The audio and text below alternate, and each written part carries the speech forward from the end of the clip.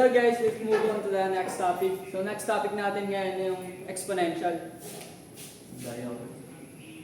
Exponential. So paano nga ba natin gagamitin yung exponential? So kung i-apply natin yung power rule sa exponential, ganito yung gagamitin natin ng formula. So E, sabi natin M times E to N equals to E M plus N. So bigyan tayo problem. Sabi natin 3 raised to 3 times 3 raised to 4. Ang gagawin natin dito, apply natin sa formula, di ba? Kaya times natin to 3 na to. So, sabihin natin 9. 3 times 3 equals 9. Then, itong exponent niya, i-add natin. 3 plus 4 is equal to 7. Tapos, i-erase natin 9 to the power of 7 is equals to, sabihin natin, power of 7 to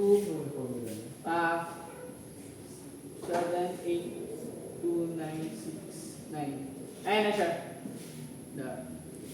So, i-apply na naman natin yung quotient rule. So, sa quotient rule, ito yung magiging formula niya. So, E raised to M over E raised to N equals to E M minus N. So, bigyan tayo ng problem. Sample problem. Sabihin natin 5 raised to 6 over 5 raised to 5 squared. So, apply natin sa formula. Itong E na 5 na to, na dalawang 5, iiwalay natin siya. Sabihin natin E, 5 and 5. Then yung M tsaka N natin, M is yung 6, and then yung N natin is 2.